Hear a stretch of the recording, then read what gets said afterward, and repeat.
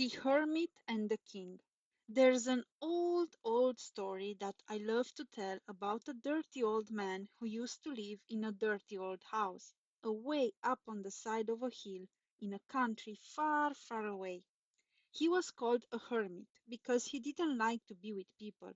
He just liked to live all by himself. He ate as little food as he could so that he wouldn't have to work any more than he just had to. He never swept his house, he never washed his clothes, and he never pulled the weeds from his garden. He just slept and sat in the sunshine among the weeds nearly all the time. Down in the valley there was a beautiful city where the good king of the country lived, but the dirty old hermit was content to live all by himself, and he went to the city only once in a while when he had to sell a bundle of firewood in order to buy something to eat. One day the dirty old man was sitting in the sunshine among the weeds when he heard a horse coming up the path toward his house. Cloppity, cloppity, cloppity, clop. And he looked, and it was the king riding his horse up the hill. The king came closer and closer. He tied his horse to a post and walked toward the hermit's dirty old house. Then he stood there looking over the valley to the majestic mountains on the other side. "What a beautiful sight!" said the king. "Aren't those mountains beautiful?" The dirty old man heard the king speaking and turned to look at the mountains, and the king saw him. "Friend Hermit," he said, "may I come again to look at these majestic hills from your garden? The view from here is so grand it makes me feel that I want to be a better man." But the poor old hermit was so ashamed of his dirty old house and his dirty old garden that he couldn't speak, and he hung his head in shame. And while he sat there, wondering what to do, the king went away. "But he will come again," said the hermit to himself. "I must get ready for him."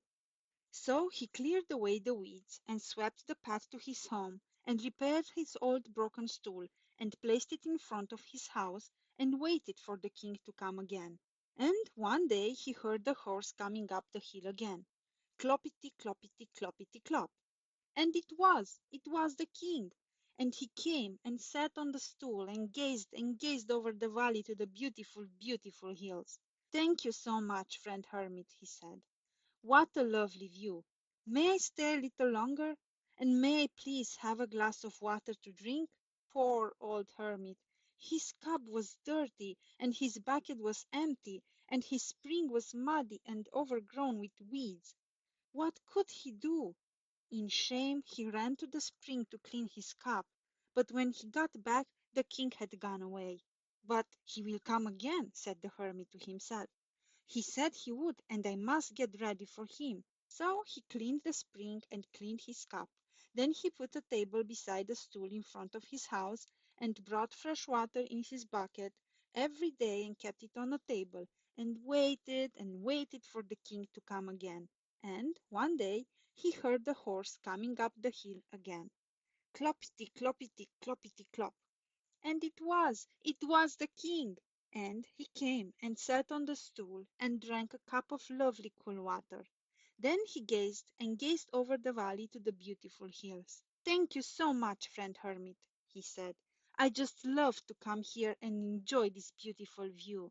It was so good of you to have the lovely cool water all ready. I am so tired and hungry today. Would you please give me a little bread to eat?" Poor old hermit! He had nothing to eat but a few half-rotten grapes and one or two crusts of bread. He didn't dare to offer them to the king. In shame he went into his house and wondered what he could do, and while he was there the king went away. "But he will come again," said the hermit to himself. "He said he would, and I must get ready for him." So he went into the forest and cut wood and sold it in the city and bought cornmeal and baked corn cakes every day. Then he watered his garden and weeded his turnips and waited for the king to come again. And one day he heard a horse coming up the hill again. Cloppity, cloppity, cloppity, clop. And it was the king. And he came and sat on a stool and drank the water and ate some corn cakes and some turnips. Thank you so much, friend hermit," he said. Now I am all refreshed and I can sit here and watch the sunset on those beautiful mountains." Then he said, "Friend Hermit, do you know what I would like to do? I'd like to sleep here in your house tonight so that I could see the sunrise in the morning." Sleep in his house? Poor old Hermit! He didn't dare tell the king that he had no bed and that he slept on some old rags on the floor. In shame he hung his head and went inside his house, wondering what he could do. And while he was there the king went away. "But he will come again," said the hermit to himself. "He said he would, and I must get ready for him." So he went into the forest and cut some nice poles and made a nice bed. Then he cut some more poles and made a nice veranda in front of his house. Then he sold some wood and bought a nice mattress and a nice blanket. Then he noticed how dirty his house was, so he swept his house and washed his windows. Then he noticed how dirty his clothes were, so he sold some more wood and bought some nice new clothes. And every day he swept his house and weeded his garden and drew fresh water and baked corn cakes and bathed himself and dressed in his nice new clothes and waited for the king to come again. And one day he heard a horse coming up the hill again. Cloppity, cloppity, cloppity, clop. And it was the king! And the old hermit went to meet him. And the king came and sat on the stool and drank the water and ate the corn cakes and watched the sunset behind the beautiful mountains. And the king said, "Thank you so much, my friend. It has been so good of you to let me come and rest in your garden and refresh myself with your food and your water and to sit here and look over the valley at those great, tall, strong mountains. God must be so great to be able to make mountains like that, and He is so good to let us see them. It makes me want to be a better man and a better king." Then the king slept on the nice new bed and stayed with the hermit all night and watched the sunrise in the morning. And the old hermit was so happy because the king ate with him and talked with him and stayed with him.